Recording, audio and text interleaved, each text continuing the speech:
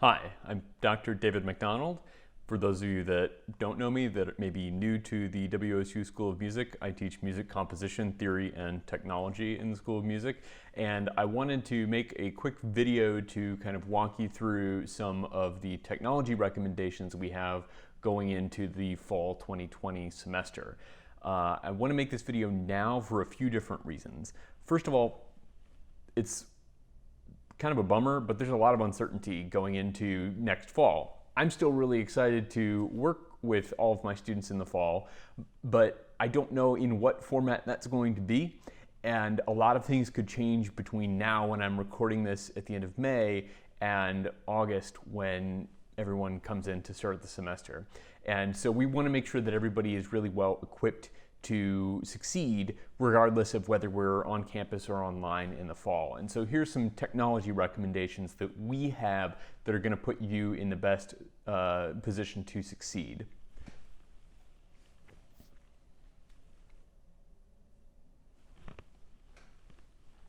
Number one, most important thing, the starting point for all of this is a laptop computer.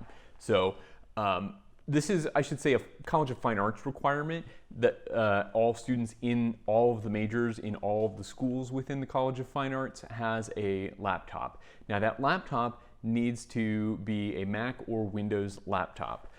So as much as I personally love my iPad Pro, there are just some things that the iPad Pro either can't do very well or can't do at all. The same with the Chromebook, that you might need to do as a music student. So it's really important that you have a laptop, and this is an investment for a long time. This is my personal MacBook Pro.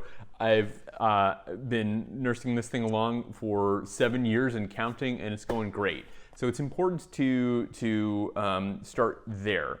There are a ton of options that are available to you when you're shopping for a laptop.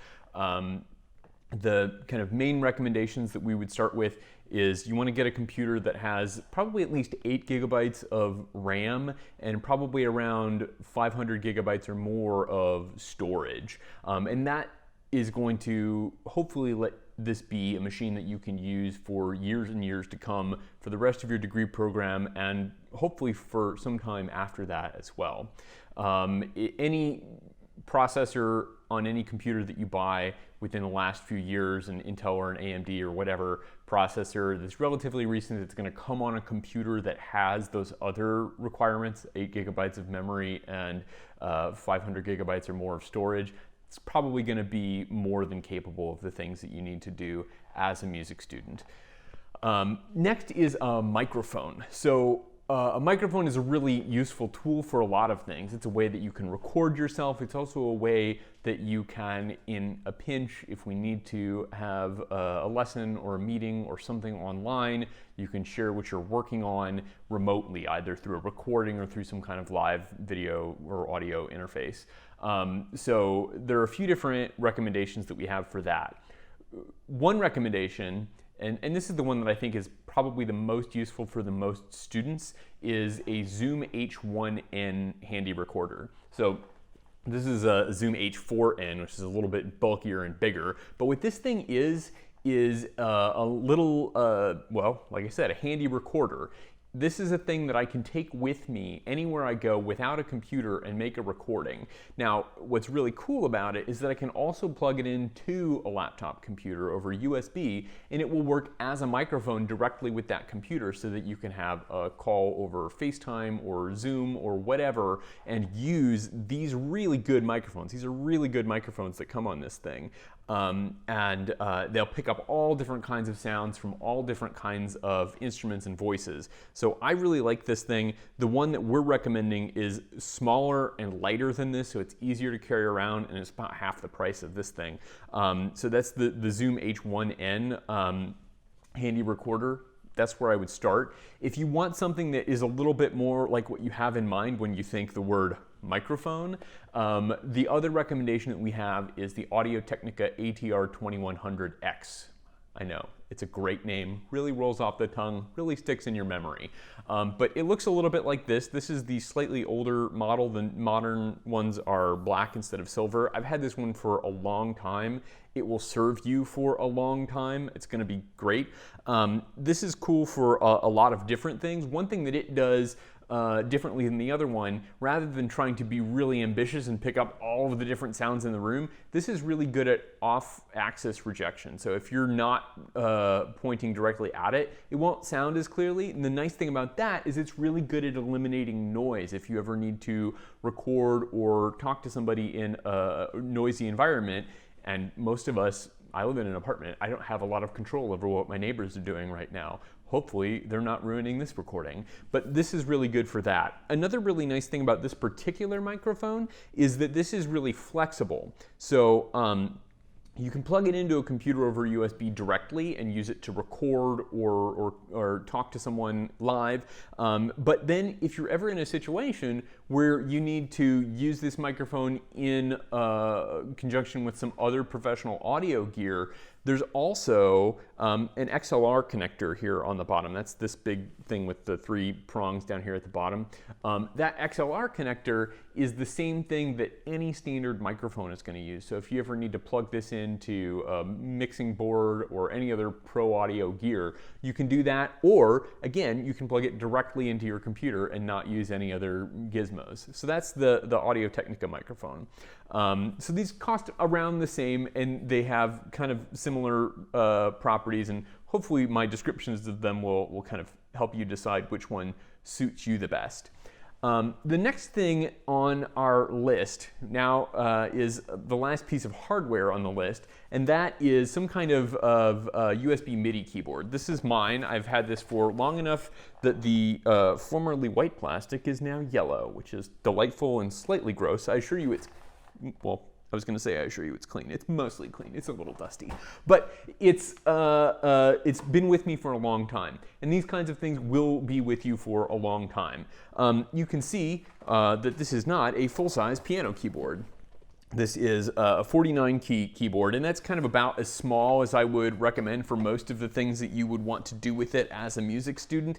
It's not the same as a piano. I'm aware that it is not the same as a piano. I would not say that if you were a piano major that you should do this instead of practicing at a real piano if you have a real piano available to you. However, if you are in a beginning piano class, or you want to work on your music theory or oral skills assignments, or if you want to play through some things that you're working on in your lessons and study some other elements of the music, that's a really good place to start, is something like that.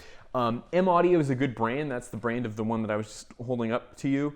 They make a lot of good keyboards in a lot of different sizes. This is from their Keystation line, or their Keyrig line, I guess. They're called Keystations now? No, Keyrig or Keystation. Key. Look for the word key. My point is, they have a focus on just the piano key parts of the thing. You can get, if you're interested in electronic music production or anything like that, there are some keyboards that have bells and whistles. The M-Audio Oxygen line is the kind that have those. I've got a Novation launch key floating around here somewhere that has a bunch of these sliders and kind of drumming pads all over it, which are really cool for all kinds of music production, but maybe not directly applicable to a lot of the things that we're doing for our classes. And you could save a few bucks by getting the one that really focuses mostly on the keys. Starting with the 49 key, if you step up from the 49 key to get a larger keyboard, then you might start to find some options that are what we call semi-weighted, and those are ones that are going to feel a little bit more like playing a regular piano. This little guy here, and you're not going to find a lot of keyboards in this size, this is a 49 key version, that have anything other than just regular spring loaded keys, and that's sometimes called synth weighted or something like that, because old school synthesizers had springs like that, but it doesn't mean the same thing. They are all going to be velocity sensitive though, so the harder you press the key, that's going to come across in the performance. It's also worth pointing out, by the way, that this keyboard and most keyboards like these that I'm recommending are not the kind of keyboard that will make sound on their own. They don't have speakers on them. They don't have headphone jacks on them. But they will plug into, over USB, your laptops that we talked about earlier, and you can run all kinds of software on your laptops that will make sounds connected from the USB MIDI keyboard. Anything like free stuff, GarageBand, whatever. It doesn't need to be fancy for these purposes, but just note that you're not getting the kind of keyboard that's going to make a bunch of sounds, and that saves you a bunch of money. It also saves you a lot of weight if you need to carry this around. There are a lot of good reasons to go for this kind of keyboard instead of that other kind of keyboard. So now we're going to move from the world of hardware into the world of software. So there's a couple of different kinds of applications that you might consider picking up or just downloading for free as we move into the fall semester. First of all is some kind of notation software. So notation software, if you're not familiar with it, allows you to create the kinds of music notation and scores that you would get from any major publisher. And in fact, these are the same applications that those publishers use to create those things. They're really useful for a lot of different elements of your coursework and your musical practice. You may be familiar with a free option here called MuseScore, and for the price, it's a really good place to start. Eventually, you may want to move into something that is a little bit more powerful, a little bit more flexible, and is capable of producing a little bit more professional-looking scores. And from there, we can move into kind of the three big players there are Sibelius, Dorico, and Finale. So I personally use Sibelius Ultimate and Dorico Pro for my work, both in teaching and composing. They're all very good. And I will also point out that Sibelius, Dorico, and Finale all have kind of free entry-level versions. Lastly, I'll point out that Sibelius in particular offers a subscription. So if you don't want to buy it outright, you can, at the student rate, pay just $10 a month or $100 a year to get access to the latest and highest end Sibelius. But for a lot of stuff, you can just use the free version of Sibelius. So in my theory classes, I ask my students to download the free version of Sibelius, and we use that for worksheets and projects and things in those classes, and it works great. If you ever decide that you want to move up to those other ones though, that's also available, and if you want to just try it for a little while, that subscription lets you kind of turn it on and off as you need it. I'll also point out the last thing, the entry-level versions of Finale are Windows only. So the entry-level versions of Dorico and Sibelius you can use on Windows or Mac, but Finale is Windows only for those entry-level ones. Next, I want to talk about digital audio workstations, DAWs, or DAWs. So a DAW is the tool that we use for recording and editing those recordings. So you may be familiar with the free open source DAW, Audacity, and that's a good place to start. There are some problems with editing when it comes to Audacity. If you're doing anything even a little bit complicated, things can get pretty dicey pretty quickly. So you may want to move into something a little bit beyond that. The kind of first step up from there is an application called Reaper. Reaper is a relatively new digital audio workstation, and it's got a lot of good things going for it. But most of all, the thing that it has going for it is the price. So you can buy Reaper completely for $60. And the other really cool thing about Reaper is that it has an unlimited free trial. Unlimited in the sense that you can use all of the features of the application. It's not, they didn't take anything out for the free version. And you can use that free trial for as long as you want. Now, it will occasionally remind you that this is just a trial and that you should consider purchasing it. So it's not exactly the same as being available for free, but it's pretty darn close. And even if you did want to pay for it, it's still only $60. The next level up from there, we get into the real kind of long time pro level digital audio workstations.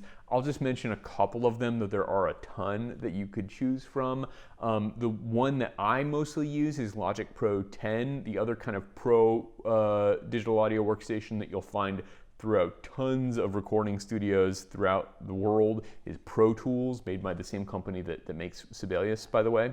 I really like Pro Tools, I really like Logic Pro, I should say. They both have Pro in the name, to remind you that they're for pros. But Logic Pro is Apple only. It's made by Apple, so it's only available for Macs.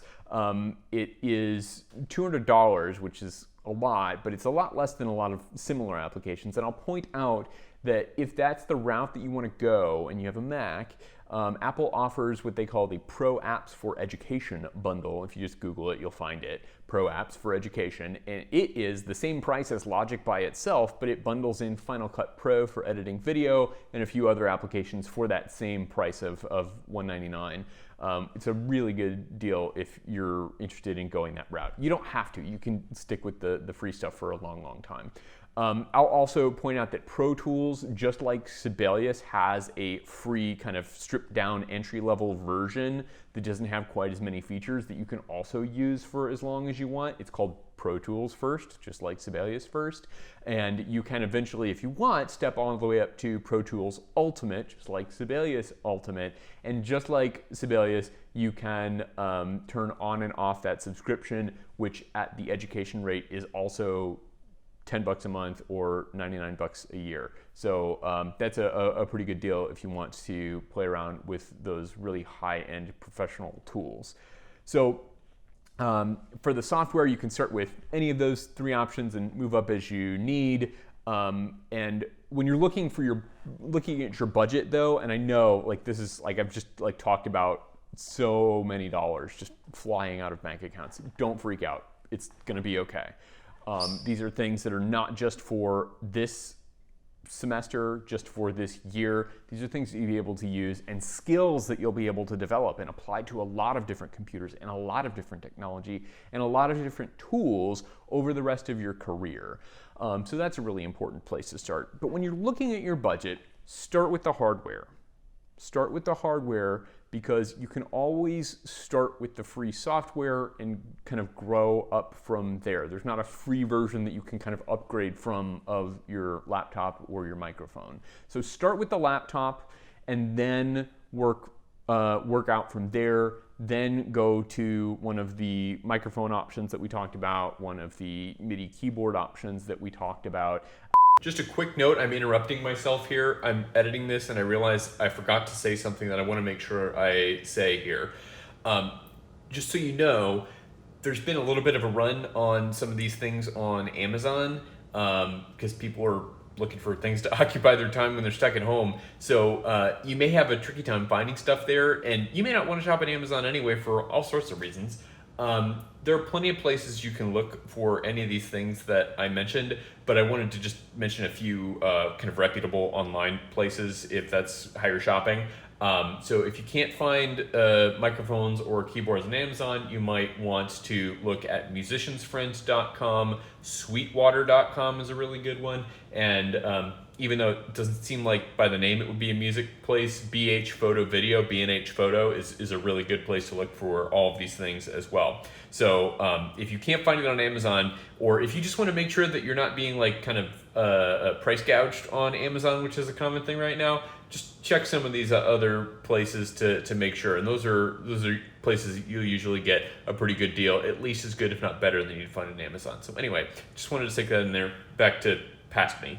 And I would start with the free software, and then when you get into your classes, then you'll start to get a feel for what sorts of things would be useful to you and what sorts of things you might want to learn as well. Because these are all tools that require you to learn to use, just like you learn to use your instrument. And again, these are all things that are going to serve you whether we're on campus or online, whether you're in school or out of school. These are all just really practical, useful things for you to have and that should serve you for years and years to come. If you have any questions about any of these things, please don't hesitate to get in touch with me. Again, my name is David MacDonald, MacDonald, for your spelling needs. For your email address, that's david.macdonald@wichita.edu. Don't spell it like the restaurant, because there's another David MacDonald at Wichita State University that spells it like the restaurant. He's very nice, but he teaches biology and will not be able to give you a good microphone recommendation. Well, maybe he could actually, I don't really know, but probably not. Or talk to Dr. Sternfeld Dunn as well. We'd be happy to answer your questions, or any other professors in the School of Music. We are happy to answer any questions that you have. Have a lovely rest of your day, evening, night, morning, whenever you're watching this, and I look forward to seeing you in the fall.